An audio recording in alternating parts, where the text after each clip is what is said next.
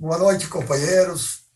Eu queria aqui cumprimentar inicialmente aqueles que vão participar desse evento, né? Vão trazer o seu conhecimento para que nós possamos melhorar, nos preparar ainda mais para fazer o enfrentamento desse momento crítico e difícil da vida brasileira. Ainda hoje, o presidente deve ter acordado trocado, disse a opção de bobagem, né? Inclusive ofendendo a China, que é o nosso principal parceiro comercial e que foi, em grande parte, desenvolvido pelo ministro, né, Celso Amorim, que pela sua competência, pela sua noção de que, defendendo a autodeterminação dos povos, promoveu encontros, promoveu negócios, promoveu o acesso de muitos investimentos chineses que hoje estão aí, e graças a eles que o Brasil consegue ainda sobreviver numa crise sem precedentes. Então, esse é um seminário que começou ontem ainda, e vai ter continuidade, e ele foi organizado pelo Centro de Memória Trabalhista da Fundação Leonel Brizola Alberto Pasqualini. E, para isso, nós listamos aqui três grandes personalidades que é para discutir esse tema, que é o principal do Brasil, se tratar da principal empresa brasileira, que é a Petrobras e a guerra híbrida. E, para isso, nós convidamos aqui o nosso ex-ministro de Relações Exteriores e ex-ministro da Defesa, Celso Amorim, o Pedro Pinho, que é o presidente da EPET, né, e é um administrador, também foi administrador da Petrobras, e o companheiro Pedro Beto Almeida, que é jornalista, né, e que exerce importantes funções, ele tem programas aí pela mídia nacional e é um pensador, né, e um idealizador das políticas públicas em defesa da soberania nacional. Então, a Petrobras, que é uma empresa criada em 1953, pela lei, em 3 de outubro de 1953, pelo presidente João Goulart, e que foi objeto de uma grande campanha, a campanha do Petróleo é Nosso. Porque o presidente Dutra enviou ao Congresso Nacional um projeto que permitia a participação do capital estrangeiro na formação da empresa. Isso gerou uma grande movimentação. Eu me lembro bem porque eu tinha lá meus 16, 17 anos, e eu participava, né, na escola, na rua, que mobilizou a população nacional em defesa, né, do Petróleo é Nosso, para que ela fosse uma empresa estatal, né, e que pudesse representar os interesses. Ela é hoje a maior empresa brasileira e responsável pelos investimentos fabulosos que ela fez. Ocorria, na época, o fato pitoresco, e foi designado como diretor do projeto o Walter Link, que era um representante dos interesses americanos na época, das grandes empresas, para dirigir o projeto que veio a ser a Petrobras. E ele, no final de 6 anos, acho que ele permaneceu lá na direção, ele publicou um relatório chamado Relatório Link, em que ele dizia que nós não tínhamos, né, que o petróleo brasileiro não era apreciado. Então, eu acho que é um momento importante para a gente discutir esse assunto e que agora esse governo tenta, junto com as demais empresas estatais, separá-las, né, diluí-las em várias empresas para entregar. Porque não é nem para vender, é para fazer doação quase, contrariando aí o grande interesse da população brasileira, que precisa de dinheiro e precisa de investimento. Em maio de 2010 foi o quinto maior valor de mercado, né? E é a segunda maior empresa da América Latina e das Américas, né? Das Américas. Então tem uma história muito longa, que os nossos companheiros vão falar. E o mais importante fato e feito da Petrobras foi o projeto, né, que liderou mundialmente no desenvolvimento tecnológica, né, de tecnologia avançada para a exploração de águas profundas. O que foi feito é líder mundial, o que foi feito que descobriram, então, como é que chama essa nossa... Pré-sal. O pré-sal. Então, as reservas minerais nossas são enormes, temos um potencial enorme, mas precisamos envolver não só aqueles que são historicamente lideranças que participam desse debate, mas tentar envolver a população, né, para impedir esse desmonte do Estado geral, especialmente na preservação dessa empresa, que é a grande riqueza da população brasileira. Então, nós vamos começar a ouvir agora, para nos transmitir conhecimento, teve uma vida toda dedicada à Petrobras, conhece, né, mais do que ninguém, a Petrobras, as suas potencialidades, a razão da sua existência, que é o professor Pedro Pinho, que eu aqui já fiz referência, que é o presidente da EPET e participou do tempo da administração da Petrobras. Companheiro Pedro, esteja à vontade. Boa noite a todos, companheiros deste painel. Boa noite aos que nos assistem. Eu gostaria, inicialmente, de agradecer o convite da Fundação Leonel Brizola, Alberto Pasqualini e do Centro de Memória Trabalhista, aqui presente na pessoa do seu presidente, ministro Manuel Dias, e dizer da satisfação de participar de um painel onde encontro a cultura e a lucidez do ministro Celso Amorim e do jornalista Beto Almeida. O tema desse painel é a guerra híbrida à Petrobras. A guerra híbrida, como todos sabemos, é uma guerra total, é uma guerra de corpo, coração e mente, que é travada entre poderes. Ela é imemorial, existe há muitos e muitos anos, antes mesmo desse batismo que é atribuído ao jornalista, analista político russo, Andrei Korybenko, né? Se não estou fazendo mal a pronúncia. Ela está descrita por Tucídides na guerra travada 400 anos antes de Cristo, entre poderes das cidades gregas e seus aliados na Ásia e no Mediterrâneo, e uma guerra que nem mesmo faltou uma epidemia, né? A peste do Egito.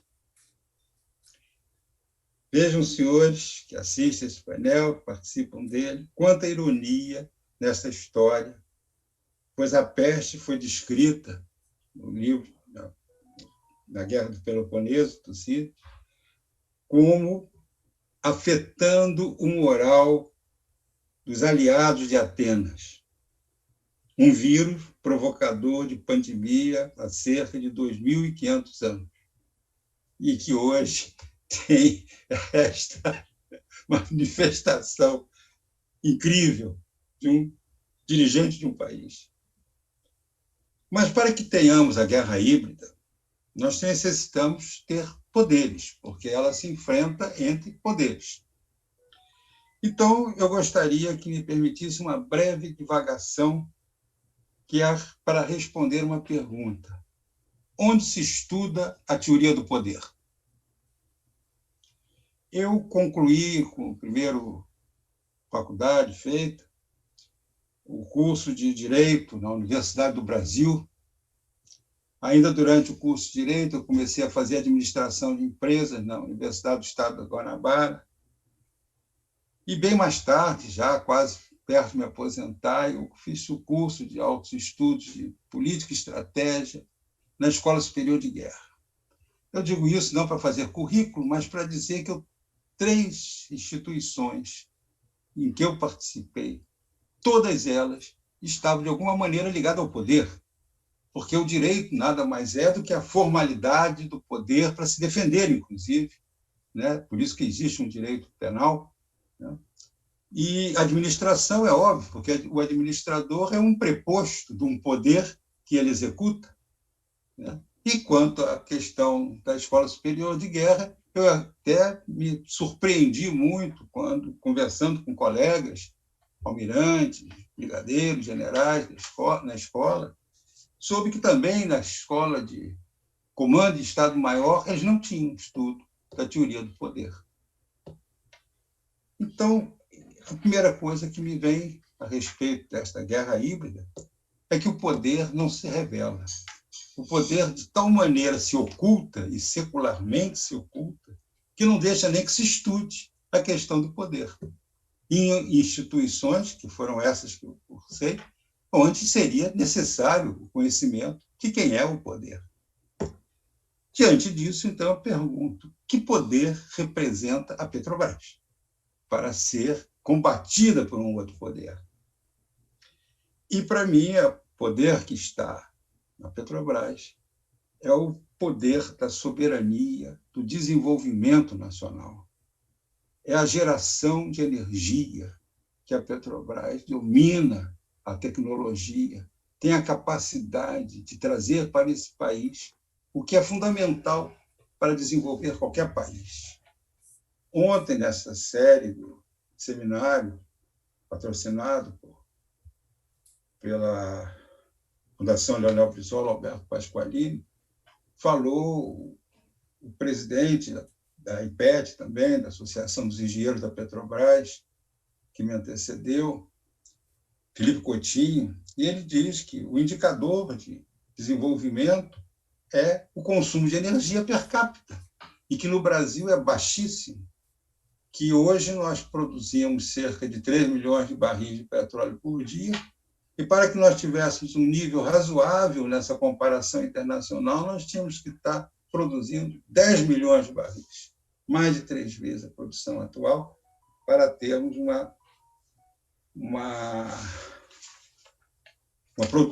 índice per capita de país mais ou menos desenvolvido.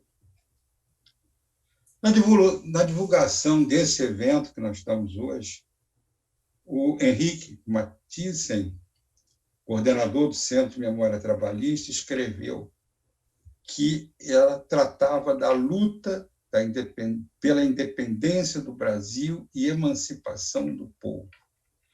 Eu acho que essa realmente é a luta da Petrobras, pela independência do Brasil, pela emancipação do povo.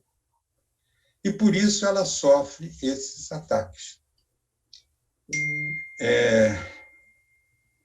Nesse último meio século, tivemos uma mudança muito grande no poder mundial. Nós tínhamos, até os anos 80, um poder mais centrado na produção industrial, que era o que fez os Estados Unidos ser o grande poder mundial. Desculpa, eu vou tirar o som aqui. Obrigado.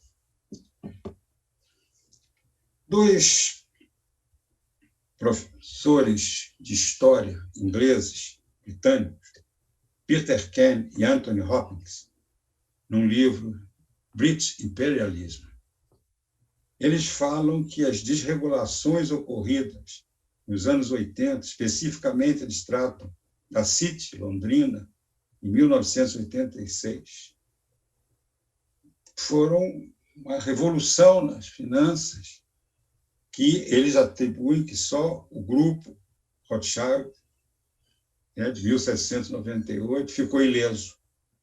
Todos os demais, de alguma maneira, foram derrubados. Também o Anthony Hopkins tem um outro livro chamado American Imperialism, em que ele divide o imperialismo americano em várias fases, e a última fase, é após a Segunda Guerra Mundial, que foi a época em que se cria a Petrobras, que os Estados Unidos passa a ser a grande potência mundial, e que os franceses até chamam de os 30 gloriosos, esse período, os economistas franceses, que vai de 1945 a 75, né, quando são derrubados pelas crises do petróleo. E onde é que foi atacar o sistema financeiro, o grande perdedor das duas grandes guerras mundiais? Foi exatamente no petróleo, porque o petróleo é fundamental para o desenvolvimento industrial. A indústria se fez em cima do petróleo, quer como insumo, quer como combustível, né, a ser usado. E, então, essa guerra híbrida que se trata com a Petrobras, ela tem algumas vertentes. A vertente de uma empresa de Estado, um Estado nacionalista, de um Estado desenvolvimentista, né, como disse o Henrique Mathiesen, de uma emancipação do povo e, ao mesmo tempo, uma destruição de um poder, que é o poder industrial. Dessa guerra é que nós temos o que está acontecendo hoje com a Petrobras, ou seja, privatizações, terceirizações, fins de direitos trabalhistas, né? Fim de políticas públicas. Tudo isso vem ocorrendo graças a essa guerra.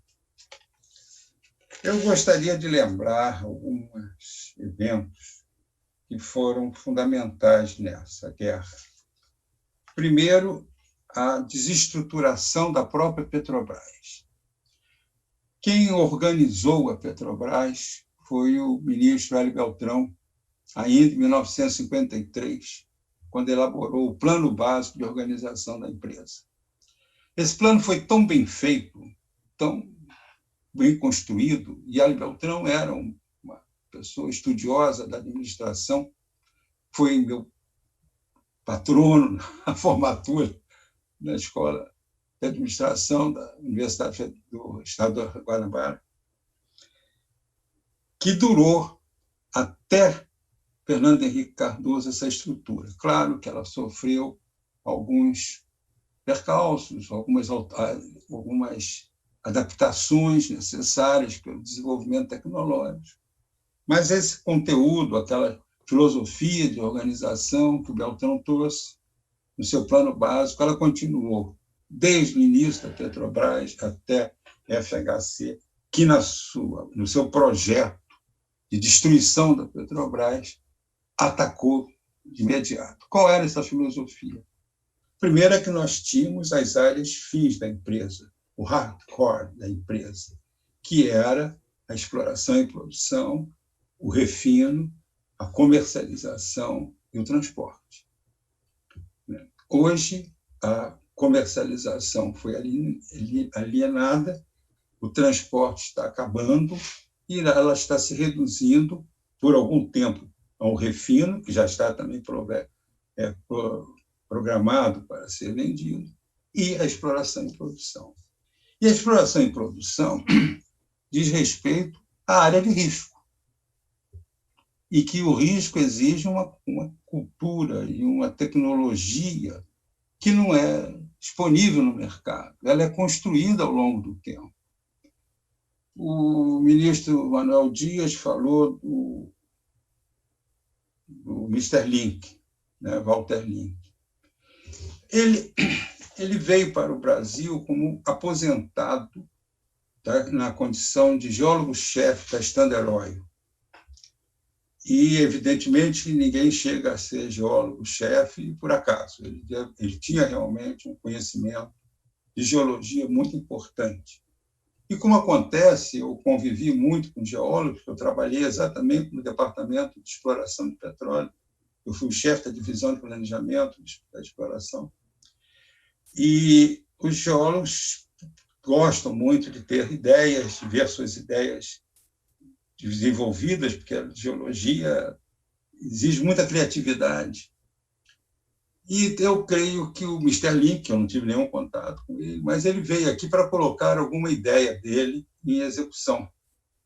E, se foi isso, foi excelente, porque o que ele deixou na Petrobras foi o ensino permanente na área de exploração.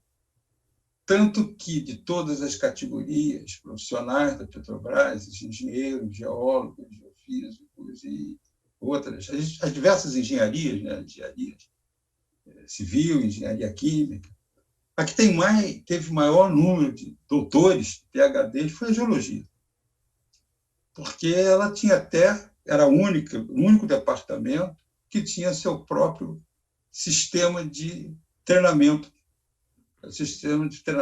próprio da exploração, que não era aquele geral da Petrobras, ao qual todos se referiam. Isso foi uma herança do Mr. Link, que fez com que nós tivéssemos realmente um corpo técnico na exploração fantástico. E como é que isso foi eliminado, esse sistema, por Fernando Henrique Cardoso? Criando uma coisa inimaginável, que seriam centros de negócios, como se a empresa fosse simplesmente uma empresa de rendimentos diferenciados, em que os centros de negócio competiriam para ver quem dava mais lucro à empresa. É absurdo fazer isso numa empresa estatal, principalmente. Mas foi assim que ele concluiu, que ele conseguiu quebrar, inclusive, esse espírito de corpo que tem a Petrobras, que tinha a Petrobras, e que hoje está muito difícil. Nós vemos isso pelos sócios da IPET, que são quase todos aposentados, né? A quantidade de aposentados nos sócios da IPET é muito grande. Essa nova geração não está entrando na IPET. Aliás, não está nem se entrando nos sindicatos, porque também há um desfazimento generalizado. Bem, eu acho que eu já falei muito, eu acho. Eu vou fazer uma pausa aqui, depois eu tenho algum tempo e aí eu faço uma conclusão. Muito obrigado.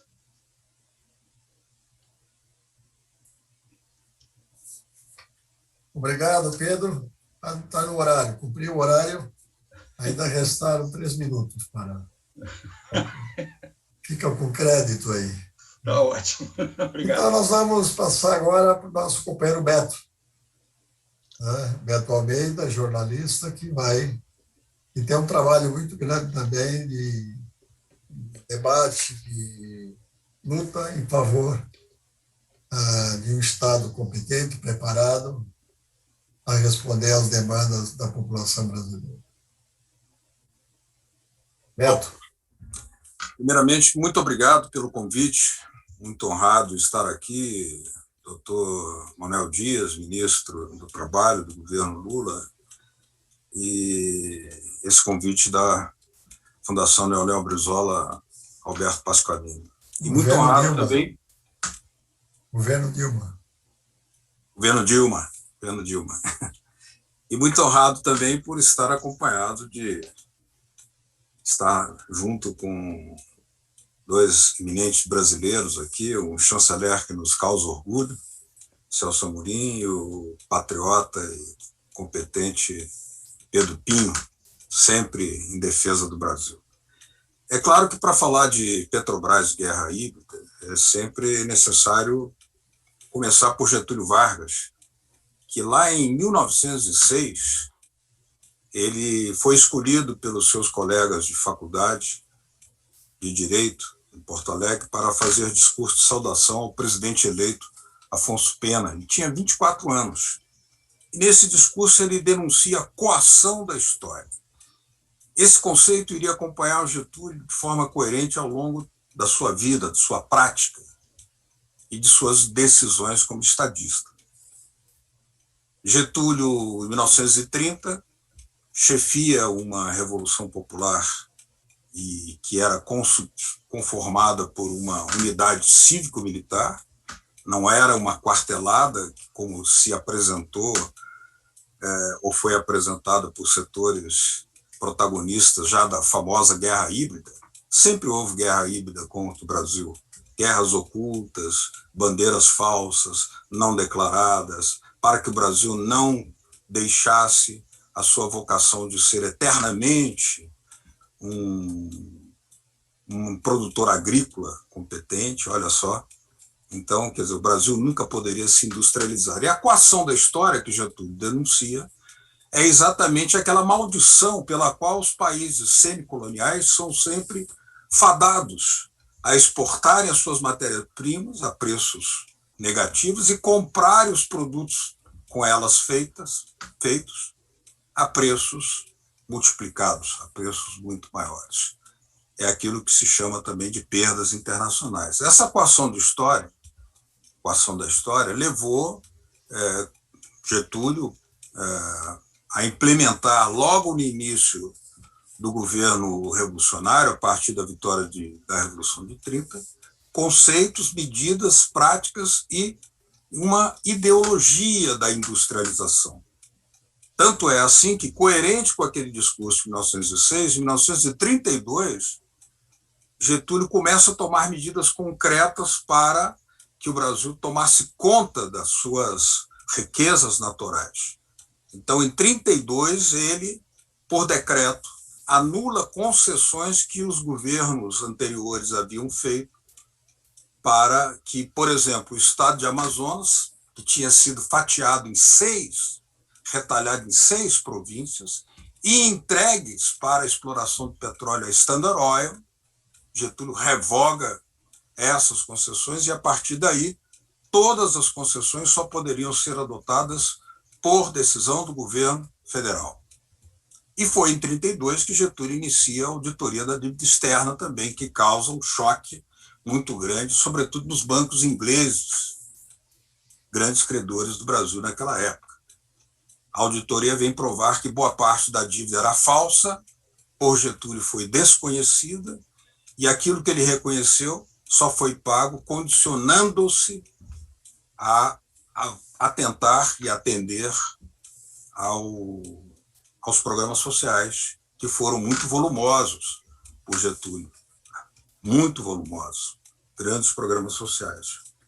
Então, em 32, Getúlio já estava tomando essas medidas como um todo, e em 38 ele aproveita o embalo que o presidente Cárdenas, do México, ao lado dos Estados Unidos, tinha nacionalizado o petróleo e não sofreu nenhuma represália, apesar de que as grandes petroleiras norte-americanas pedissem ao governo norte-americano que punissem militarmente o governo do México.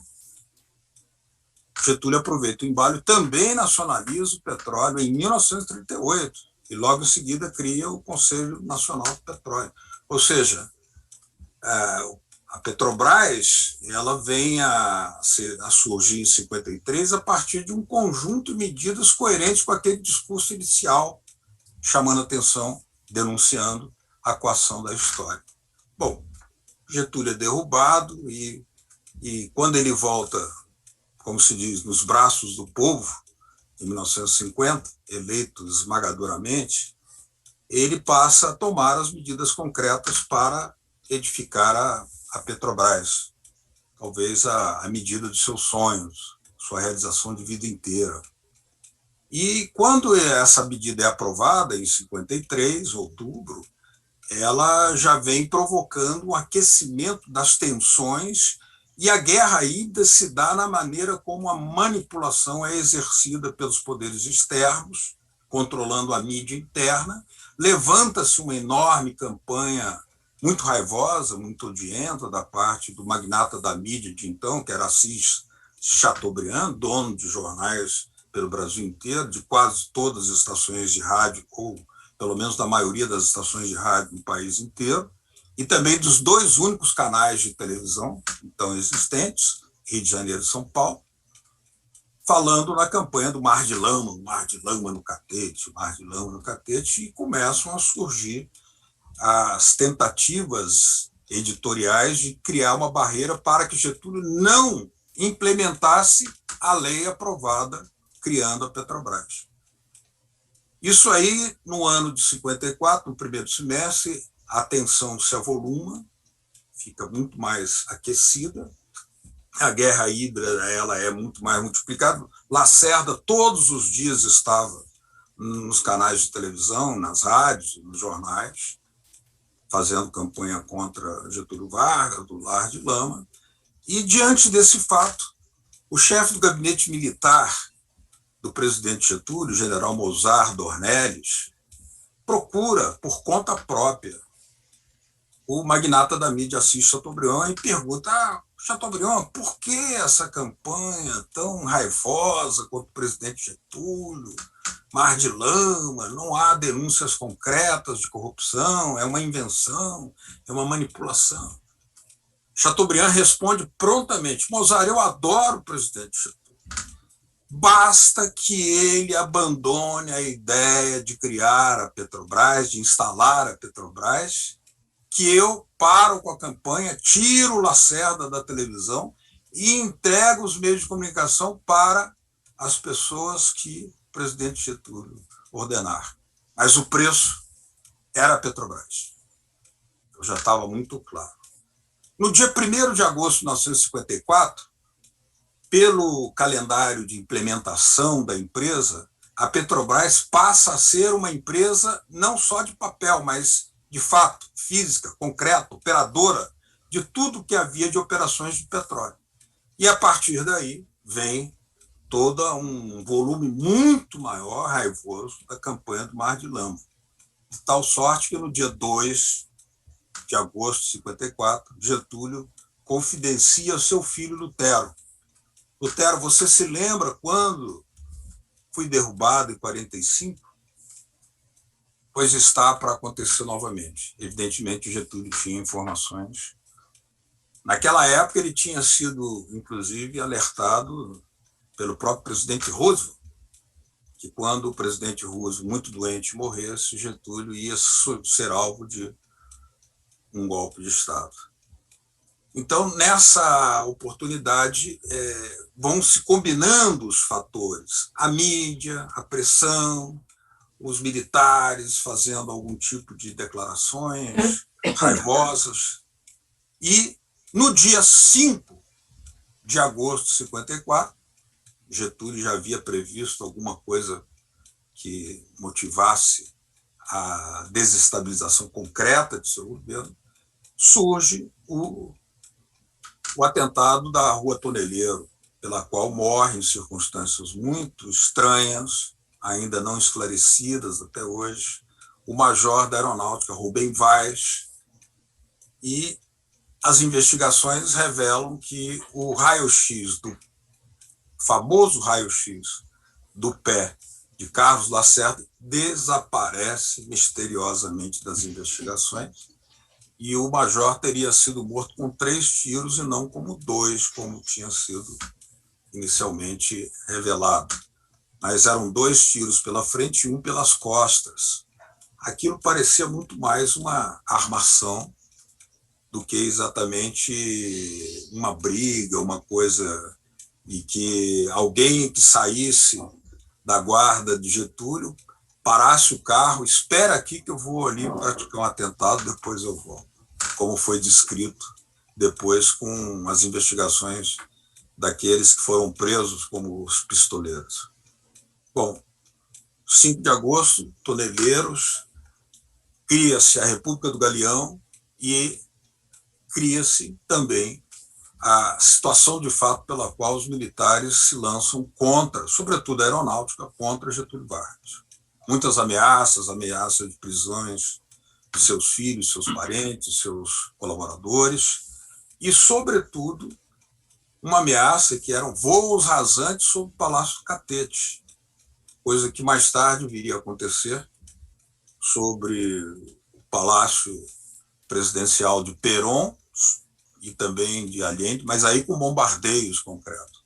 Sobre o Catete não houve bombardeio, houve as ameaças.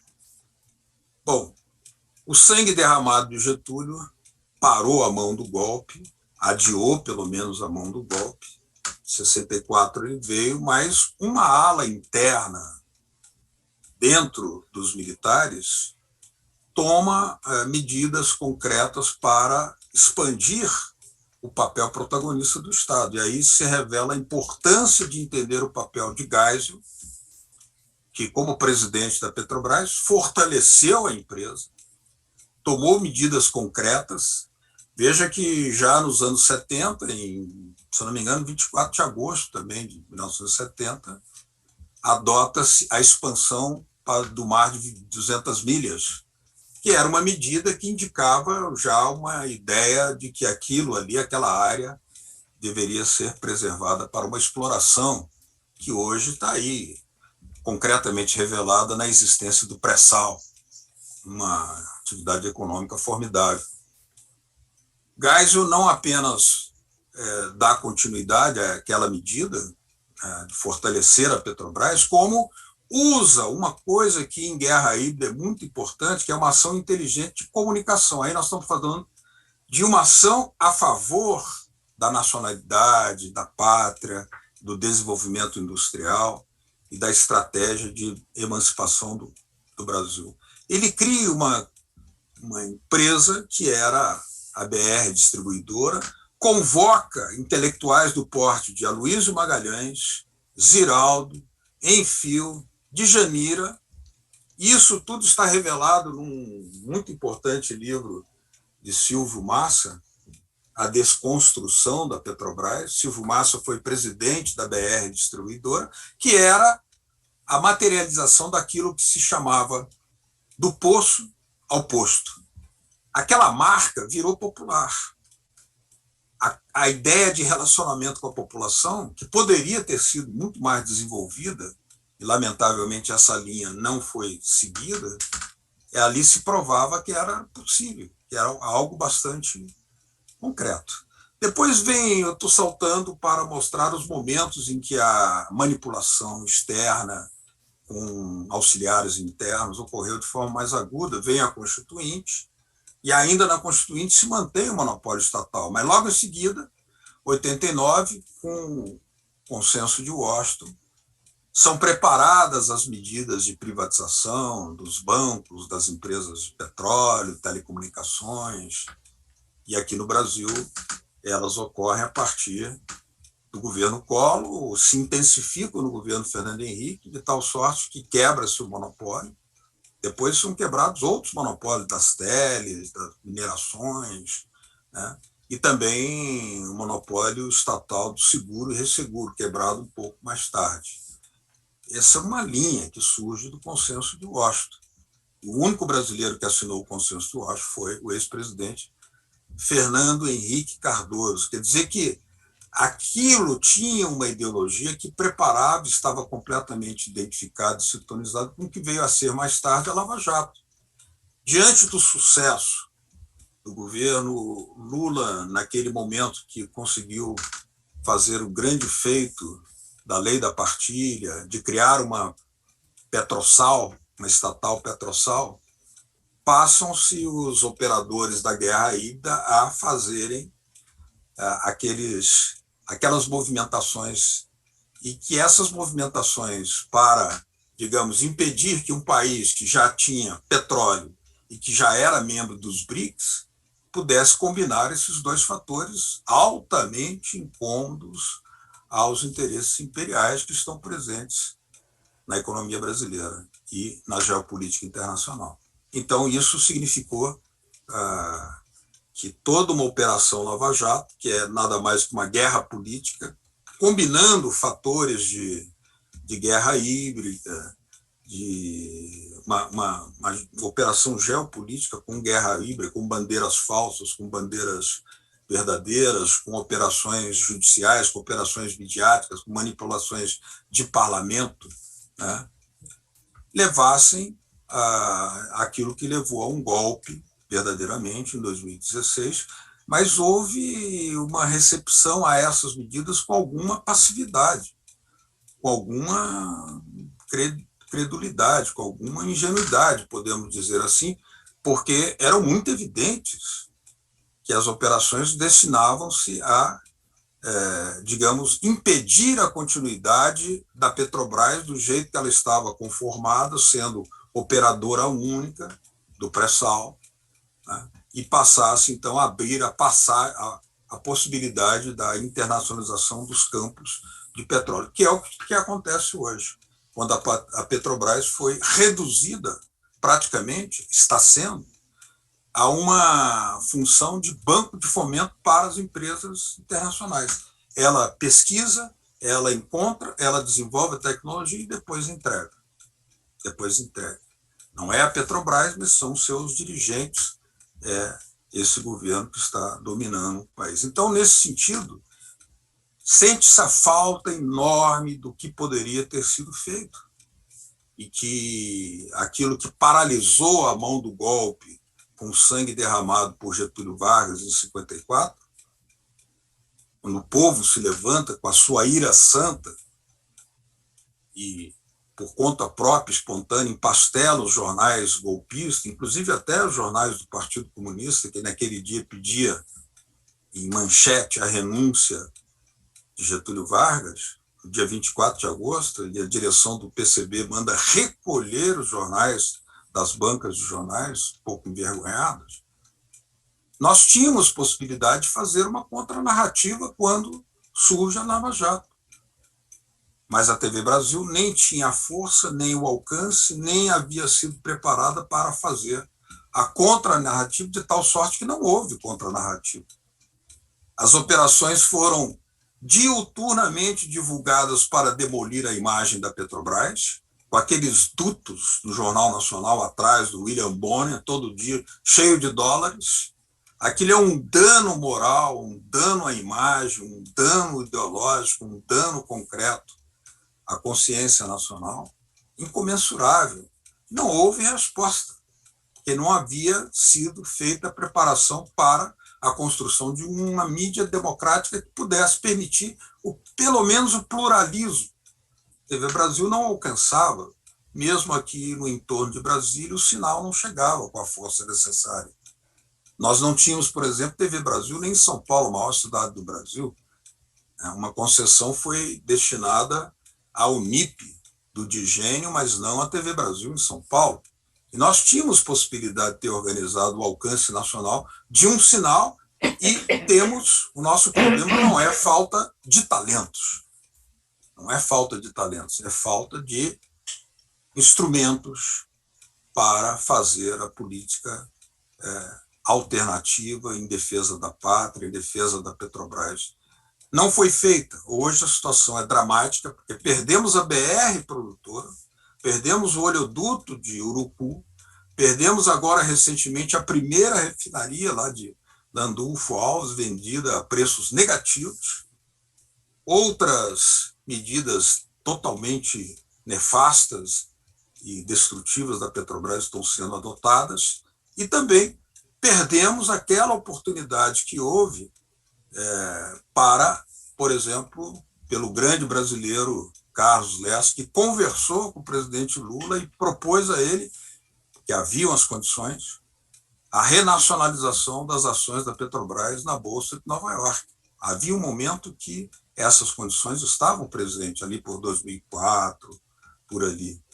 Mas houve operações que demoveram o governo de praticar aquele ato que seria importantíssimo. Hoje, de tal sorte, a União não tem a maioria das ações, a Petrobras ela sofre influências externas dos acionistas que são priorizados nas suas políticas internas, de tal sorte que nós podemos dizer que a guerra híbrida contra a Petrobras teve um enorme sucesso, e a tarefa para os brasileiros, na ideia de que voltaremos, com profunda esperança, voltaremos a ter a oportunidade de reconstruir políticas nacionais, políticas soberanas, políticas sociais, políticas necessárias ao povo, políticas trabalhistas que foram destruídas, todas aquelas construídas por Getúlio Vargas. A CLT praticamente não existe mais, o próprio salário mínimo hoje é desregulamentado, a uberização é uma catástrofe concreta. mas na volta dessa possibilidade histórica que o povo brasileiro há de conduzir novamente as forças democráticas à posição de poder político democraticamente necessário, teremos que cumprir boa parte dessas. Uma delas, ter uma mídia, porque um país que tem a capacidade de desenvolver a tecnologia própria, de buscar petróleo a 7.000 metros no mar, no fundo do mar, não terá dificuldade para também construir um meio de comunicação que dê sustentação a um projeto de soberania, um projeto de emancipação.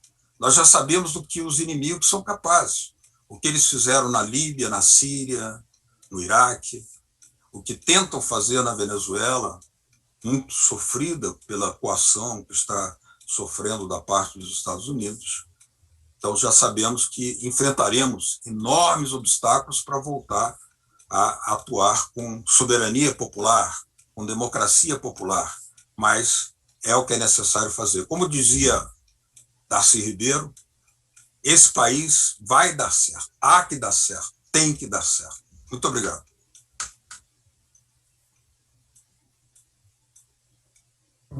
Obrigado, Beto, pela brilhante exposição.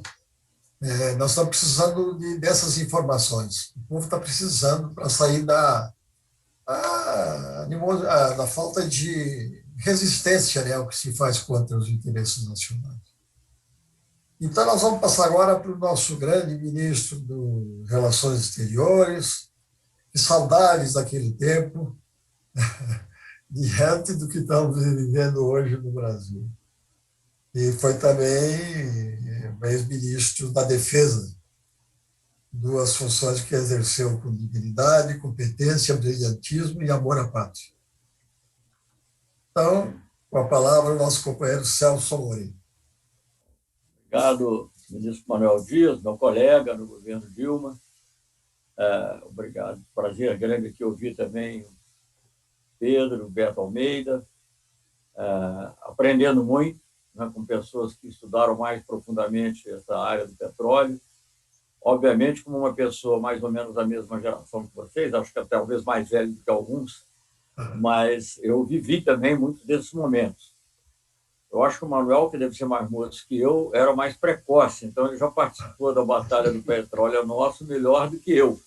Mas eu me lembro de uma batalha posterior, que era a batalha do Tudo de Petróleo para a Petrobras, que já era dos anos 60, em que justamente se dizia, enfim, depois das denúncias do relatório Link, com todo o respeito que o Link pode ter feito para o desenvolvimento da geologia, mas o que ficou para a imagem pública era essa negação de que o Brasil teria petróleo, né? Eu me lembro de um professor de geografia meu no colégio que denunciava isso, como o Brasil não tem... Enfim, isso teve uma influência negativa durante muito tempo na opinião pública, né? Porque já atrás, a ideia de que o Brasil não teria petróleo, né? Que era a ideia que interessava as grandes empresas petrolíferas, que elas não estavam tão interessadas em exportar para o Brasil, ou explorar no Brasil. Elas estavam interessadas em manter o monopólio e manter os preços altos, com menos participação, menos produção mundial e com mais dependência dos outros países. Mas antes, eu já estava entrando um pouco nos assuntos na matéria, mas antes eu queria dizer também que é um grande prazer e uma grande honra participar dessa conversa da Fundação Leonel Brizola, Alberto Pasqualini, obviamente também, por ser da geração que sou, acompanhava em detalhes, acompanhava com atenção, e apesar da estática de ouvir em ondas curtas a rede da legalidade, que tão corajosamente levada adiante pelo governador, então governador também, no Rio Grande do Sul, Leonel Brizola, né? A minha geração foi toda muito marcada também pela figura do Leonel Brizola, levando adiante os ideais do trabalhismo, do getulismo, e também o Alberto Pasqualini. Eu trabalhei com o Itamar Franco, que era um homem de centro, né, a gente pode dizer, mas ser um homem de centro hoje em dia seria uma coisa extraordinariamente positiva no contexto que nós estamos vivendo. E o Itamar dizia que ele era trabalhista na origem, mas ele era trabalhista do Alberto Pasqualini, assim ele costumava se referir. Então, fico muito tendo trabalhado com o Itamar, que era uma figura humana muito apreciável e e também um homem de instintos nacionalistas. Sabe que algumas conversas, eu estou aqui fazendo uma conversa com vocês, eu não tô, vocês deram as aulas, eu vou fazer uma conversa.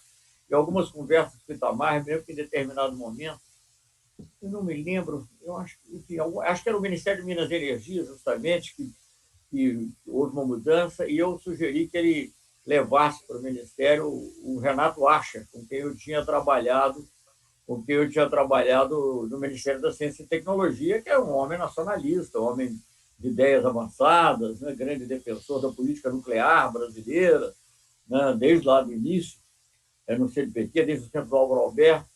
E o Itamar, estou fazendo essas inconfidências, porque são inconfidências do bem. Né? Então, ele disse uma vez para mim, eu falei, por que o senhor não chama? Era muito engraçado. Eu chamava ele de senhor, naturalmente, mas ele também me chamava de senhor, que era o jeito do Itamar, muito cerimonioso. Por que o senhor não chama o Renato Acha para dizer assim? E disse ele, porque os neoliberais não deixam. É uma coisa muito curiosa. Ele era o presidente da República, mas o consenso de Washington era muito poderoso. Ele já tinha dominado a mídia, tinha dominado todo. Né? Era aquela época em que qualquer coisa que você dissesse um pouquinho diferente, você era considerado um dinossauro. Né?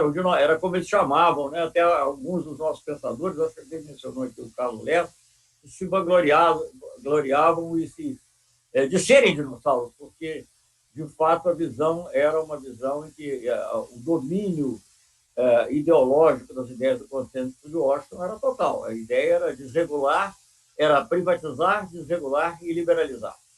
Eu posso garantir a vocês que foi muito difícil ter sido ministro nessa época, ter participado de negociações comerciais complicadas, algumas das quais envolviam tarifas, mas outras envolviam também questões complexas, como propriedade intelectual, serviços. A propriedade intelectual, até hoje, nós estamos vendo a repercussão disso com a pandemia, né, a questão das patentes dos remédios.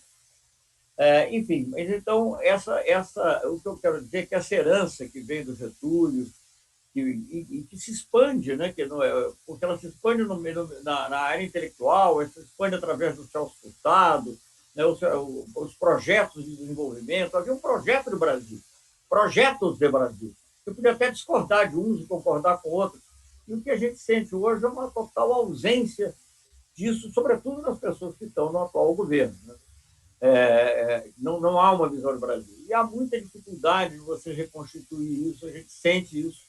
A gente sente que o mal que é feito, depois para ser desfeito, é muito difícil. O ministro Manuel Dias foi ministro também, sabe como é isso. Entendeu? O presidente Lula parou a marcha das privatizações, mas não pôde reestatizar o que já tinha sido privatizado. Isso é muito difícil de se fazer. Você veja hoje em dia o que está acontecendo com relação à Petrobras.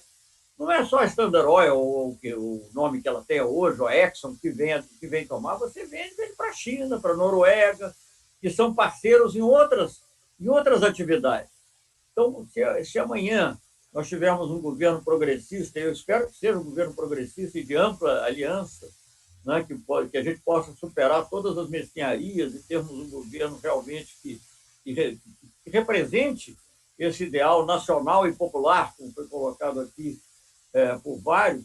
Nós tenhamos o governo dele, ele vai ter muita dificuldade em recuperar o que perdeu. Ele pode recriar coisas novas. Eu acho que isso aconteceu muito no governo do presidente Lula. O pré-sal, obviamente, é uma expressão disso, e a decisão de manter a Petrobras como operadora era uma expressão disso, e como isso ajudou também em outras áreas, até, por exemplo, na indústria naval, né? Como essas coisas todas se ligam à nossa exploração soberana do petróleo, que é, sem dúvida alguma, uma das razões pelas quais a guerra híbrida, digamos assim, se desencadeou. Não só aquela guerra híbrida que já havia contra a Petrobras, que foi aqui descrito, mas uma guerra híbrida contra um projeto progressista no Brasil de uma maneira mais ampla.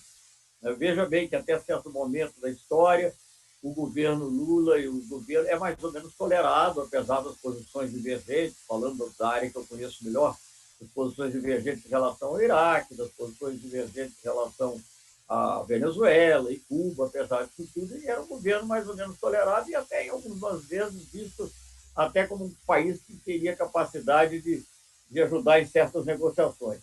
Mas eu acho que há 2 ou 3 fatores que marcam, digamos assim, Eu estou conversando essas coisas, porque hoje mesmo dei uma aula, uma aula do Instituto Lula, juntamente com a Federal do ABC, e estava conversando sobre as relações Brasil e Estados Unidos nesse período. Né?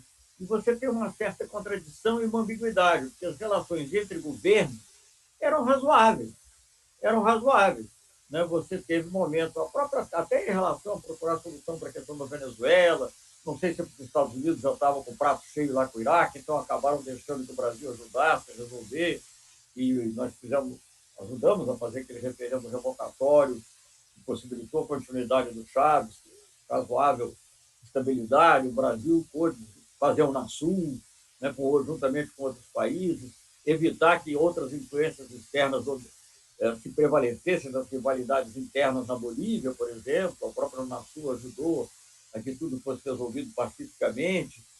De maneira extraordinária, a América do Sul agiu quase que de maneira soberana em outros conflitos, como o conflito entre Colômbia e Equador, a tal ponto que os governantes de direita procuravam o Brasil. O Uribe, quando tinha um problema, não ia para os Estados Unidos, ele ia para o Brasil, porque ele sabia que aqui havia o poder real, que era o poder branco, que não era com armas nem nada, mas havia um poder de negociação e de conduzir as coisas. E tudo isso foi mais ou menos sendo tolerado. Me chama a atenção, por exemplo, mencionava hoje que a famosa frase do Obama, é o cara, se bem que isso é discutível, mas de qualquer maneira, o Obama não só tem um apreço pelo Lula, mas ele pede, na primeira cúpula das Américas de que ele participa, ele pede uma reunião com o Unasul. Veja bem, a Unasul que foi abandonada e criticada pela elite brasileira como sendo algo bolivariano. Ele, Obama, pede uma reunião com o Unasul, de certa maneira, não que a gente precisasse disso, mas ele, de certa maneira, legitima a existência da Unasul como um foco, como um foro importante para a negociação. Mas eu acho que há uma combinação de fatores, Beto mencionou de alguma maneira, não vou entrar nos assuntos do Pedro, que foram muito específicos da Petrobras, eu não conheço bem, mas há uma época em que há uma conjugação de fatores. Um deles é o pré-sal, sem a menor dúvida. Mas não é só o pré-sal, é a decisão de manter a exploração soberana do petróleo e a utilização dos recursos em benefício do desenvolvimento nacional.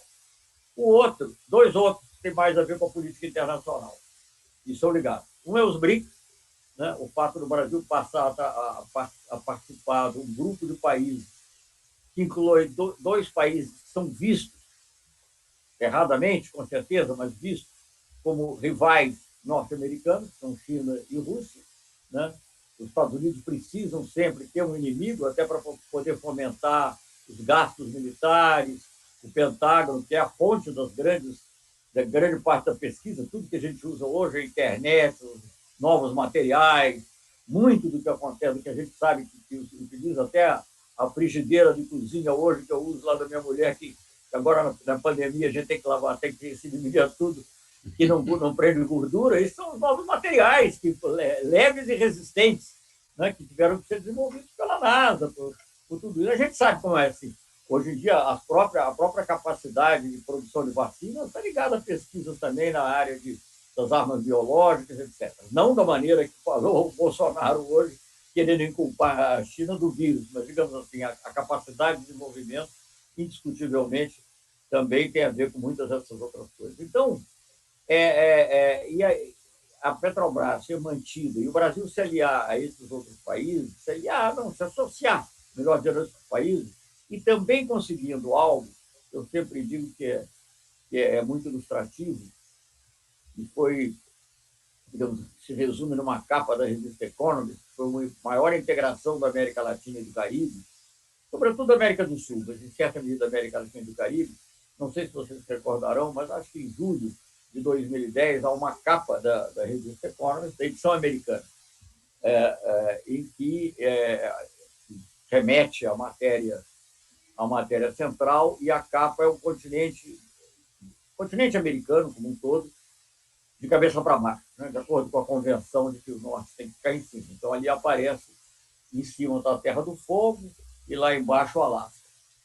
E o título da matéria é a América Latina, a ascensão da América Latina não é mais o quintal de ninguém. Então, quando você junta essa ideia de que a América Latina vai deixar de ser um quintal, que ela ganha uma soberania de petróleo, em parte pelo que a Venezuela já fazia e pelo que o Brasil passa a fazer com as suas grandes reservas também, com uma ligação com países dos BRICS. Não que o Brasil queira dominar ou que queira ser contra, eu acho, pelo menos não era a nossa visão de ser contra os Estados Unidos, mas procurar uma independência, procurar explorar a multipolaridade no mundo em nosso benefício, em benefício dos países em desenvolvimento, em benefício da América Latina, em benefício da África. O Brasil passa a ser um país admirado por todos os países, com grande influência. Não é? Na área de cooperação técnica, Beto, eu vi coisas assim impressionantes. Vi uma vez uma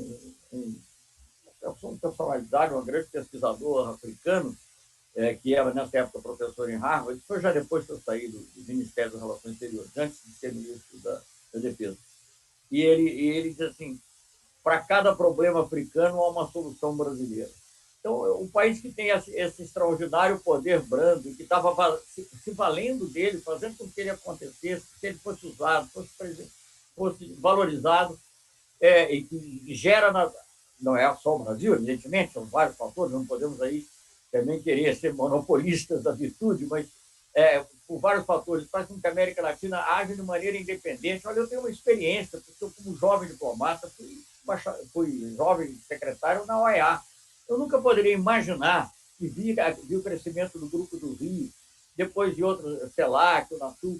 Eu vejo uma decisão do Grupo do Rio, de caráter totalmente nacional, independente dos Estados Unidos, que foi a condenação da tentativa colombiana de bombardeio, tentativa não, a realização de bombardeios colombianos sobre tropas das Farc do território equatoriano, ser condenada no Grupo do Rio, e a OEA tem que aceitar isso. Os Estados Unidos não tiveram sequer coragem de votar contra, eles simplesmente fizeram uma anotação dizendo que não se associavam ao consenso. Eles não impediram que a resolução fosse aprovada. Isso é uma coisa extraordinária. Isso em termos, para quem você vê no plano da Unasul, você criar um Conselho de Defesa sul-americano, que pela primeira vez pode passar a pensar, ainda que muito remotamente, não era fácil isso, não, porque os nossos militares mesmo, também muitos deles, são condicionados por essa ideologia que se gera em Washington, não só o consenso de Washington no sentido liberal, mas uma ideologia de hemisfério ocidental, uma ideologia de que nós sofremos ameaça chinesa, ameaça russa, etc. Muitos não, devo dizer.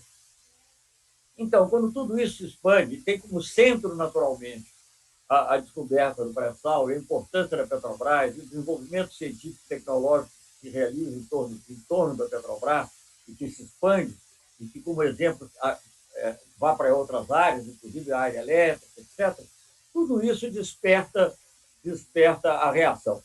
E aí, acho que vocês mesmos já comentaram, Pedro, Beto, o que nós poderíamos ter feito, o que podemos fazer?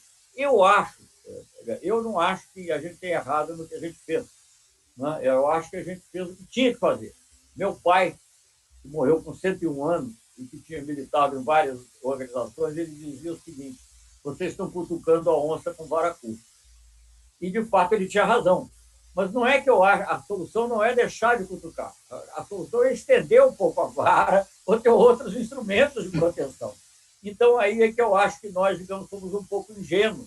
E o que o Beto fala da mídia, né, o que foi falado aqui, nós somos ingênuos e deixamos que essa reação, que era previsível, ocorresse. E nós nunca podíamos esperar.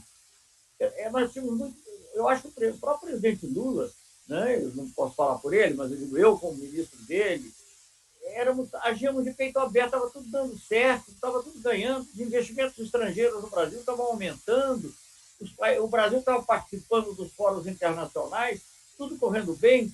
Por que será que viria o que veio ocorrer? E essa expressão muito forte da guerra híbrida, que é o lawfare, veio ocorrer no Brasil de maneira tão forte, tão violenta, não exclusivamente contra uma pessoa, mas contra um projeto. É um projeto progressista. E aí, eu vou concluir com essas palavras, porque eu também não quero me estender demais, lembrando que isso, como eu sempre falo, quando as pessoas perguntam, no Brasil, isso não deve ser novidade. Sempre que um governante procurou aliar uma maior justiça social uma maior autonomia internacional, e ainda mais quando essa autonomia se reveste de uma solidariedade com outros países da região, ou da África, de outras partes do mundo, tem um golpe. E a corrupção é apenas, digamos assim, a arma de destruição de massa, que ela causa uma impressão muito forte, ela vai muito além daqueles que estão, digamos assim, que estão numa fé, porque muitos outros acreditam nela como verdadeira, né? E há fatos reais, e dos fatos reais se extrapolam coisas fabulosas, irreais e mentirosas, e isso acaba levando a derrubadas. Nós vimos isso com o Getúlio, por exemplo, sempre que nós citamos, vimos isso com o Jango, vimos até uma tentativa preventiva em relação ao Jango, que foi a tentativa de golpe de 61, né? E vimos o golpe de 64, vimos tentativas contra os Juscelino e vimos contra o projeto Lula-Dilma, que não era só Lula-Dilma, era um projeto progressista do Brasil, um projeto que aliava uma busca de maior justiça social, melhor distribuição de renda. Com o pré-sal, ele se torna um projeto também mais claramente nacionalista, talvez até do ponto de vista econômico, do que era antes, não estava tão claro esse aspecto. A distribuição de renda sempre esteve clara, mas o projeto nacional fica mais claro com o pré-sal. Eu acho que fica mais claro, e com tudo que isso significa em matéria de controle dessa riqueza, que é absolutamente central, que é a riqueza do petróleo. Então, junta isso tudo, e junta a nossa política na América Latina, e junta a independência, isso tudo teria exigido, ao mesmo tempo, eu acho, que nós fôssemos assim, mais desconfiados. Nós achávamos, como nós éramos virtuosos, nós não queríamos dominar ninguém, não queríamos brigar com ninguém, nós não sequer havia uma política anti-americana, nunca houve. Gente, no Itamaraty, eu fui ministro, nunca vi isso dessa maneira. Lula foi 2 vezes nos Estados Unidos, 2 vezes, não, 2 no Bush, governo republicano. 3, se contar com a vez que ele foi antes de impostado. Uma delas é Camp David, que é uma recepção assim, extraordinária que se dá a um presidente, que é uma casa de campo. Enfim, discutimos até projetos conjuntos na África, combater malária em São Tomé e Príncipe, fortalecimento institucional em Guiné-Bissau, até com uma certa ingenuidade, talvez, né, no Caribe também, esse projeto ligado ao etanol, porque ele tinha interesse também no etanol americano. Enfim, nós fazemos toda uma política, digamos, de peito aberto, participando junto com o G20 na tentativa de reconstrução, de salvar, no fundo, o capitalismo, com uma face, tentando dar a ele uma face mais humana. Então, não podíamos esperar que houvesse isso. Mas, como acontece em outras situações, quando a situação aperta e os conflitos sociais se tornam mais evidentes, né, e isso aconteceu no Brasil em função da crise mundial também, essas diferenças começam a se acentuar e, digamos, as elites locais começam a passar a ver, elas já tinham essa visão, né, porque a mídia já era muito impregnada disso. Eu, como ministro do exterior, tive muito contato com o empresário, mas tive muito contato com a mídia. E eu me lembro, no período da reeleição do Lula, e já mesmo até depois de reeleito, eu me lembro que uma vez eu estava ali na Avenida Paulista, na comemoração da vitória do Lula em 2006, eu não entendo por que a mídia brasileira é mais reacionária do que a elite empresarial brasileira. Isso não era claro para mim. E eu acho que a clareza vem até do fundo etimologicamente, que a mídia é que faz a intermediação da dominação das ideias estrangeiras, né? Então, isso foi mais ou menos essa guerra híbrida que é midiática, judicial. Não vou entrar nos detalhes da guerra judicial, porque todos nós sabemos disso, o que aconteceu, né?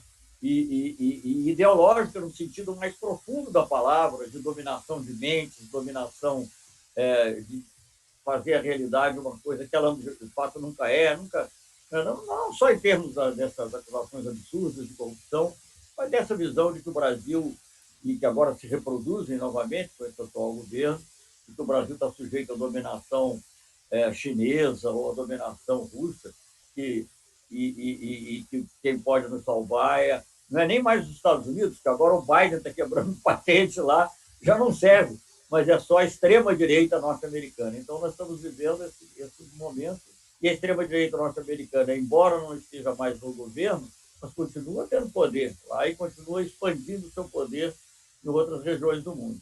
Então, eu acho que a nossa luta é uma luta de conscientização. Eu Esse ano se comemoram 100 anos do Paulo Freire, né, faria 100 anos.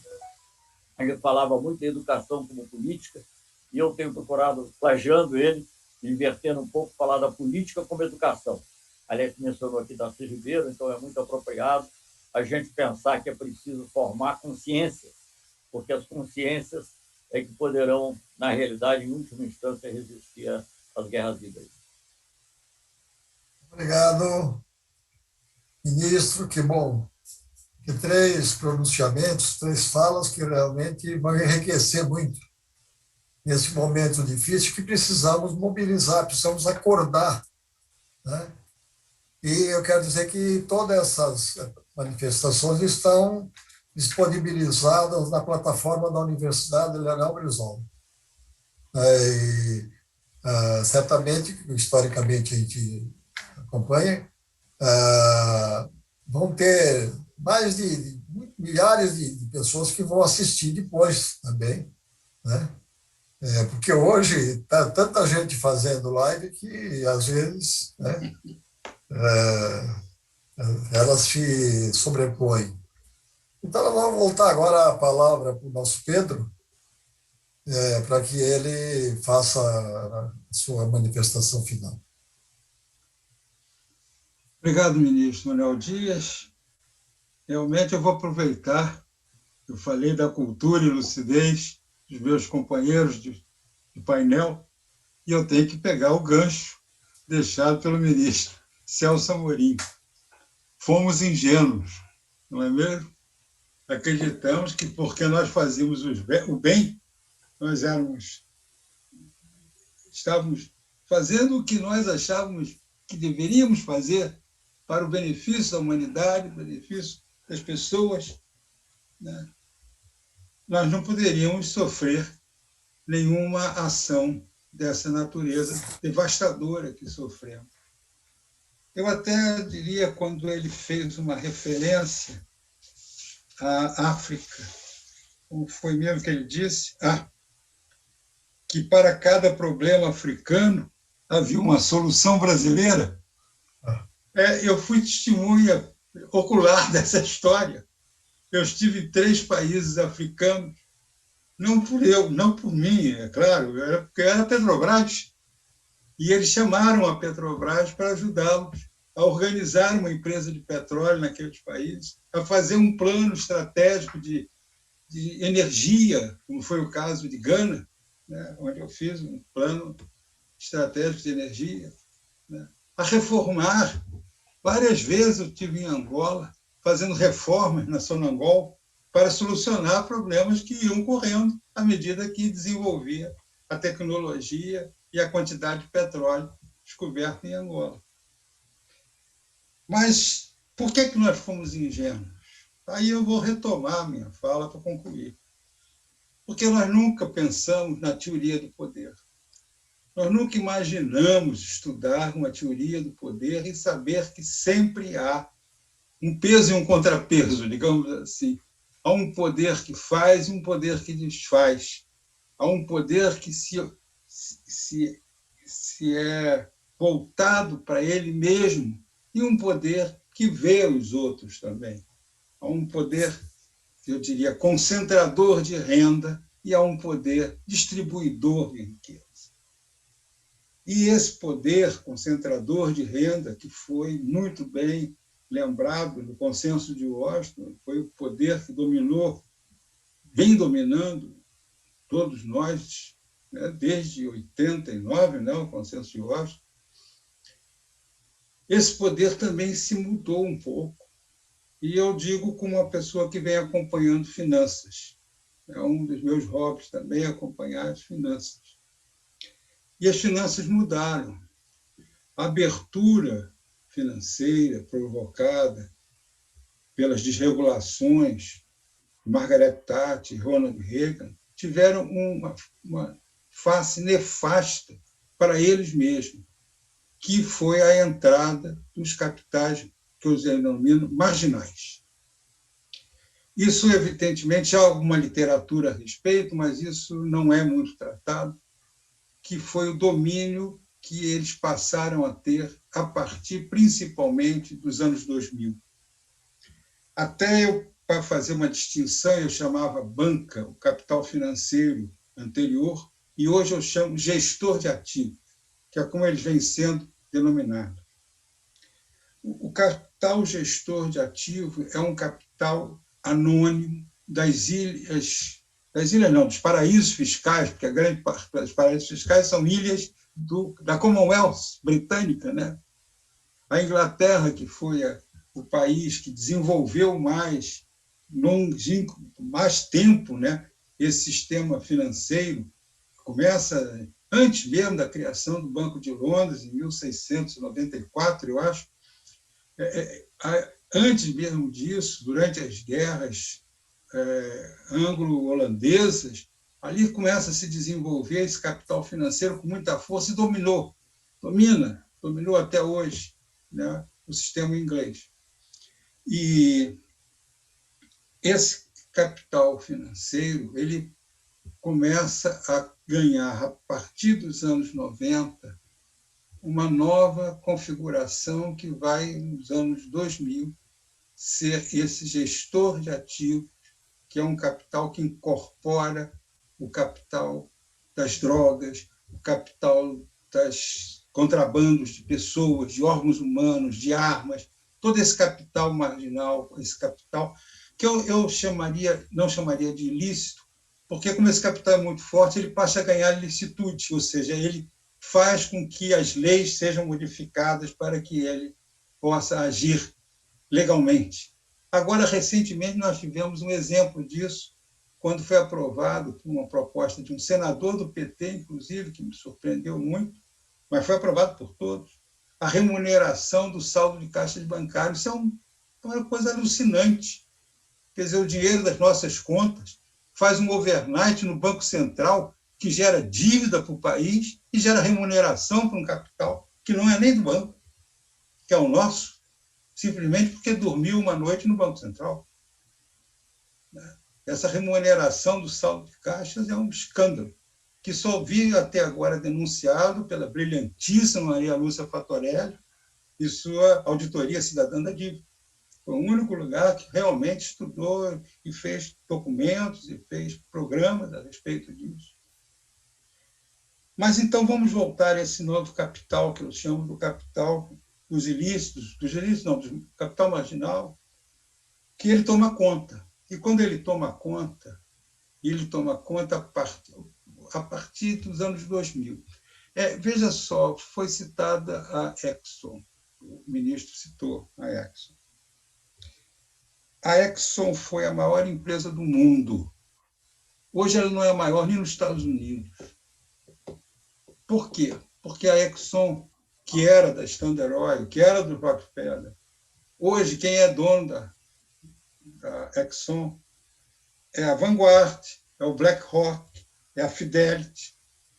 Ou seja, gestores de ativos que atuam com capitais marginais. E é muito fácil a gente entender por que o capital marginal domina. Porque ele é um capital cash. Ninguém compra drogas à prestação. Ninguém paga um carregamento de cocaína, de heroína, lá o que seja, em várias vezes. Agora, o capital que não era o marginal, aquele capital da banca anterior, era um capital da dívida, que era a forma com que o capital financeiro exercia seu domínio, escravizava pela dívida. Foi assim que ele cresceu, foi assim que ele tomou poder, foi assim que ele fez o império onde o sol nunca se punha.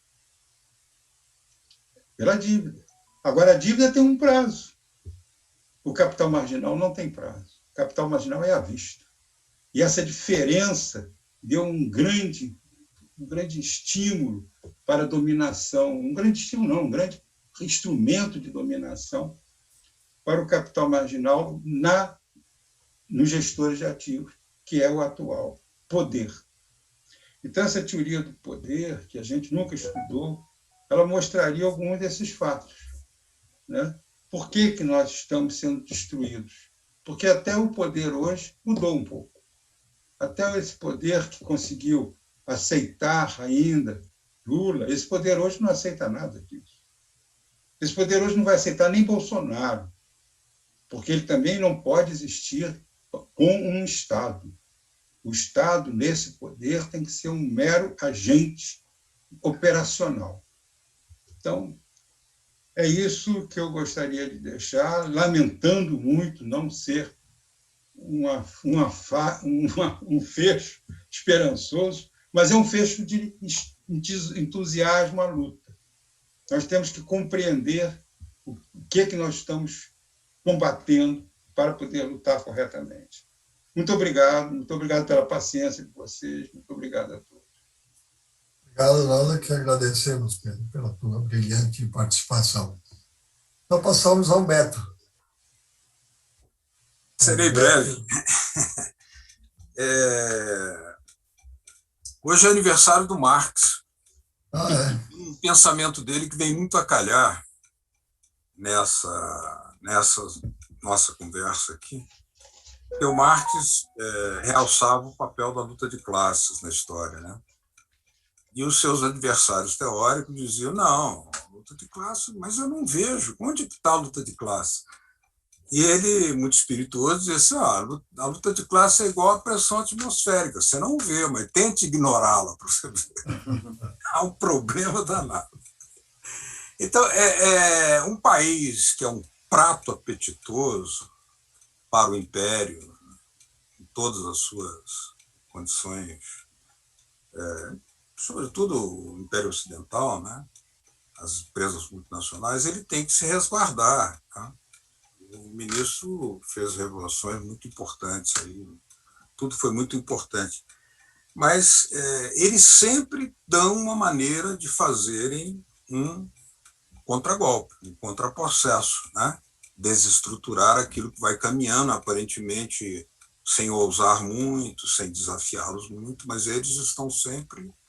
Por exemplo, naquele dia, 1º de agosto de 54, quando a Petrobras ela vira uma operadora concreta de petróleo, 1º de agosto de 54,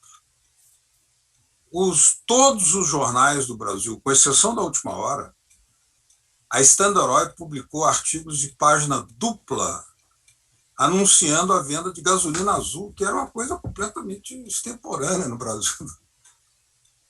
E aquilo não era por causa da mercadoria, era para comprar a opinião dos jornais e iniciar aquilo que se convencionou chamar de a campanha do Mar de Lama para derrubar o Getúlio. Eles tinham se decidido a fazer aquilo. Essa é uma coisa assim. Então, algo que talvez fica sempre devendo, e o ministro citou Paulo Freire, né, eu lembro Darcy Ribeiro, Anísio Teixeira, a educação política é algo que não cai do céu, não é espontâneo. Ela tem que ser preparada, né? Ela tem que ser organizada. E nesse mundo moderno, sem ter mídia soberana, mídia democrática, mídia inteligente, é sempre um risco enorme um país tão rico como o Brasil querer exercer a sua soberania sem contar com corações e mentes ganhos, né? Então, por exemplo, o Chico Buarque fez uma canção chamada Doutor Getúlio, ele e o Edu Lobo. Ele transforma a carta testamento do Vargas genialmente, de maneira muito suave, dramática, com o peso histórico que ela tem, de maneira talentosa, em um samba dialético histórico. Essa música é desconhecida, absolutamente desconhecida, inclusive nas esquerdas. Quando eu falo dessa música, que foi gravada pela Beth Carvalho, também pela Simone, eu disse, não, mas o Chico não faria isso, uma música pelo Getúlio, porque ainda tem aquela ideia de Getúlio ter sido rotulado como o populista, o ditador, mas foi ele quem construiu coerentemente uma luta concreta contra a coação da história. Então, nossos desafios são muito grandes, o ministro apontou vários, o Pedro também, e o ministro Manuel Dias sabe que pode contar com essa ideia de que nós temos que ter sempre presente que devemos, né, precisamos organizar a educação política de um povo. A Venezuela organizou, criou meios de comunicação, apoiou presidente Chaves aprovou a criação da Telesur, aprovou a criação de empresas cooperativas de televisão, de rádios comunitárias, televisões comunitárias, tudo isso, e uma unidade cívico-militar que foi precedida de uma revolução cultural política dentro das Forças Armadas. Esse é um problema não resolvido, embora nós tivéssemos aqui toda uma corrente nacionalista que veio como Geisel, que foi tenentista, varguista, né, como Médici também, que foi tenentista e varguista, e que expandiram a presença do Estado, criaram empresas estatais. A Embrafilme, que o ministro foi presidente, né, o ministro foi presidente da Embrafilme, é uma criação dos governos que tinham um objetivo de soberania cultural importantíssima. Na guerra híbrida, né? E foi muito combatida pelo poder econômico cinematográfico externo, né?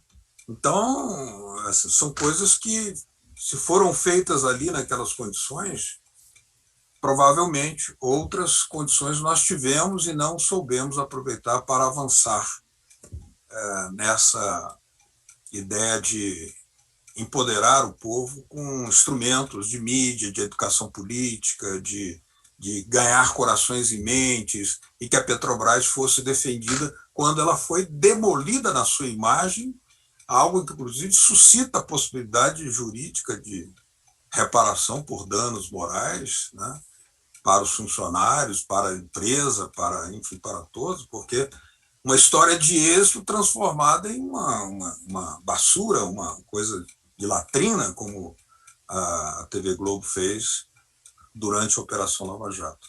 Ministro Manuel Dias, muito obrigado pelo convite, agradeço muito essa possibilidade de participar.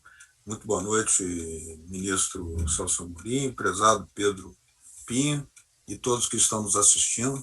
Contem comigo para essa defesa da Petrobras, defesa dessa ferramenta da nacionalidade que tem que ser amada, assim que nós nos colocaremos à altura daquele gesto de Getúlio, que deu a vida pela Petrobras. Como disse o Tancredo, quando o general Dornelles, né? Mozart Dornelles disse a ele: olha, Dornelles, você pode falar isso com o presidente Getúlio, o que o Assis Chateaubriand te disse, mas não adianta, disse o Tancredo. O presidente morre, mas não desiste da Petrobras. Boa noite. Obrigado, Beto. Vamos, então, para concluir a nossa reunião, ouvir novamente o ministro Celso Amorim.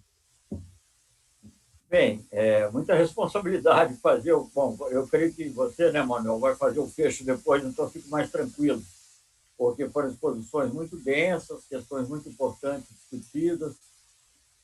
Aproveitando que o Beto mencionou a questão da Embrafilme, eu acho que essa questão cultural é muito forte e é um paradoxo mesmo que a gente vive, que os governos militares, sobretudo o governo Geisel, talvez mais claramente que outros, tenham procurado defender esse patrimônio da cultura brasileira, que é um elemento de resistência, é ver o Brasil pelos nossos olhos e não pelos olhos alheios, né? E eu saí da Embrafilme, como todos sabem, pela questão do filme Pra Frente Brasil, que tinha a ver com a tortura e com outros problemas, mas a campanha que havia era muito forte de todo o poder norte-americano, da Motion Pictures Association. Aqui tinha representante no Brasil, que era uma pessoa até muito simpática, que era o Harry Stone, e que frequentava meios que o presidente da Embrafilme não conseguia frequentar, né? Meios assim, não conseguia. Então, havia uma influência enorme, e, enfim, mas isso são outras histórias. Mas eu acho que se nós pudermos aqui, porque tudo isso é muito difícil, tudo é muito complexo, né? Quer dizer, nós somos ingênuos, mas como corrigir? Eu acho que a correção vem por aí, pelo conhecimento, né? Pelo conhecimento, pela autoconsciência. E a consciência pela educação do tipo que o Paulo Freire pensava, que é não só ensinar, digamos, as técnicas de dominação da natureza, vamos dizer assim, mas também ensinar a pessoa a compreender o seu lugar no mundo, né? Então, isso eu acho que a gente tem que entender. Isso é um processo longo. Não se pode esperar, em paralelo a gente vai ter que fazer outra coisa. Mas eu queria também dizer uma outra coisa, quando se fala, porque, na realidade, o que acontece num país como o Brasil, mesmo quando você tem um bom governo, é que o governo pode pouco. Porque aí o Brasil, diferentemente até de muitos países europeus, que tem o gaullismo, por exemplo, na Europa, na França, o poder público é muito mais respeitado. Aqui é uma desmoralização intrínseca de tudo que diz respeito a governo, né? A não ser quando você tem situações absurdas como a atual. Então, eu acho que isso é um dos problemas sérios que nós temos. Então, por exemplo, agir, porque, por exemplo, uma maneira razoável de agir, Beto, como você acho que implicitamente falou, não é proibir a TV Globo, não é fechar a outra, é fortalecer a TV Brasil, fortalecer os outros meios alternativos. Isso é muito difícil. A guerra contra isso é enorme. Quando vocês comparam com a televisão, eu estou lembrando de coisas assim que eu tive que viver. É muito impressionante que o Brasil não conseguisse ter uma televisão pública com projeção na África, porque o que eles vissem no Brasil era o que levavam esses programas aí, sei lá, tipo Big Brother, outras coisas. Isso é o que eles veem, com raras exceções. Eu não estou dizendo que não tenha sido feito um esforço, mas um esforço com muito pouco recurso. Sempre muito difícil, sempre tudo extraordinariamente complicado para justamente poder levar adiante. Então, eu acho que esse trabalho da cultura, da educação é muito importante e, nesse sentido, trabalho de fundações, como a Fundação Leonel Brizola, Alberto Pasqualini está realizando. Cumprimento aqui mais uma vez meu colega Manuel Dias por esse trabalho, é fundamental. E faço também, repito sempre, o apelo importante para que nós estejamos juntos na luta por governos democratas. Eu, algum tempo atrás, eu estava até dizendo, olha, basta ter um governo normal. Eu já ficaria muito feliz se tivesse um governo normal. Eu não precisa ser nem progressista, basta ser normal. Ser normal já é ser progressista. Mas eu acho que agora que vem uma luzinha no fim do túnel, eu já estou mais interessado e mais entusiasmado em ter um governo progressista. Mas nós só teremos se nós conseguirmos estar juntos. Então, muito obrigado mais uma vez, Manuel. Acho que fico muito feliz de ter participado aqui com a Fundação Leonel Brizola e Alberto Pasqualini. Acho que nós todos estamos na mesma luta de ter um Brasil governado em benefício do seu povo. E mesmo no nosso poder, a gente exercer esse poder de maneira solidária com outros países em desenvolvimento, sobretudo a África e a América do Sul, a América Latina, que estão mais próximos de nós. Obrigado, ministro. Muito obrigado a todos vocês que deram melhorar o nível, né? Levantar o nível de debate hoje com nosso seminário, né, que vai ter prosseguimento amanhã ainda, com outros ilustres participantes.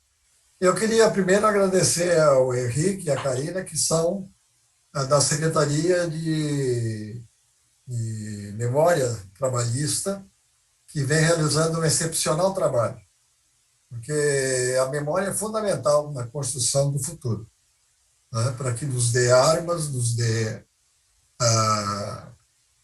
combustível, para que a gente possa, sobre os ensinamentos, não repetir os erros que, historicamente, nós da esquerda temos repetido. O que fizeram contra o PT foi a demonização do PT, na construção da grande mídia, como fizeram em 64. Na cadeia, nós sofríamos a grande denúncia de que nós éramos comunistas e que comíamos criança. Parece um absurdo dizer isso, né?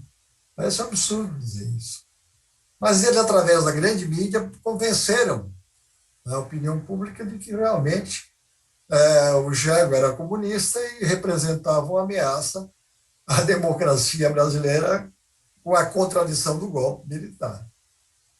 Eu acho que nós vamos melhorar. Nós estamos aí vivendo uma situação inusitada, sem precedentes, e que é um ciclo que está acabando, eu acho, porque os Estados Unidos já superou, né, com a eleição do Biden. O Brasil, que tinha o nosso presidente aí que tinha nele, no presidente americano, a sua grande liderança. Então, eu acho que nós vamos para melhorar. Nós temos primeiro que ter a consciência de que é necessária a nossa unidade. Não faz sentido ficarmos aí nos degladiando quando está em jogo 14 milhões de desempregados, 40 milhões de trabalhadores informais, 12 milhões que nem mais procuram emprego porque não tem mais esperança, milhões de pessoas passando fome. E a comunicação é fundamental, vocês levantaram bem e falaram, porque uma das causas da dominação americana foi a cultura. Filmes, cinema, né? Os filmes e a música especialmente. Quem é que não tinha a música americana era muito mais ouvida e tocada do que a nossa música nacional, que era muitas vezes depreciativo para eles, né? Produzia um conceito depreciativo. Então, eu acho que a gente vai tentar, temos que emocionar essa população. Essa imobilidade que o povo brasileiro está passando não representa a realidade. Parece que o povo brasileiro não é de direita. Ela elegeu Lula, Dilma, Jango, Juscelino, Getúlio, né? Eu acho que é um momento que nós estamos aí com a necessidade de nos dedicar, com todo afinco, no sentido de esclarecer, estimular um grande debate, né? Fazer chegar através de um discurso compreensível, didaticamente compreensível, para que a população entenda os malefícios desse governo, né? Da destruição do Estado brasileiro, desse ministro da Economia que está a serviço, né? Do grande interesse internacional do neoliberalismo. Então, eu acho que a gente vai avançando. Esse tipo de reunião é muito rica e, como eu disse, ela vai ser assistida com muita gente que vai contribuir na formatação de um novo Brasil. Tem um ditado que diz que não há mal que não venha para bem. A gente vai aprender nessa desgraça que estamos vivendo, esse infortúnio que o povo brasileiro está sofrendo, para que na próxima possibilidade do poder, politizar mais o povo, né? As conquistas, por exemplo, que foram grandes dos governos Lula e Dilma, elas não foram politizadas, né? Nós esquecemos de fazer um debate lá na ponta, a fim de que a população entendesse que só é possível alcançar a justiça social, a distribuição de renda e fazer um país realmente democrático, com as potencialidades que temos, com toda essa riqueza que nós temos, né?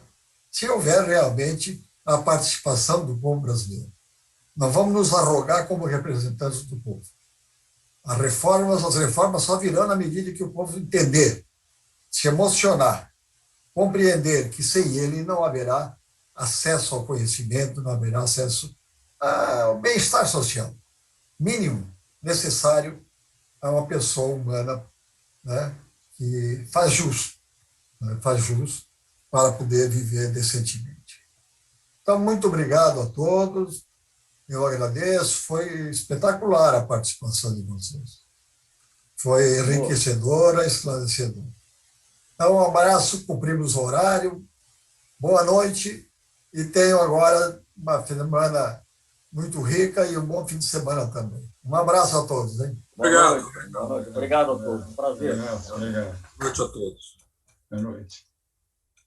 Dá licença.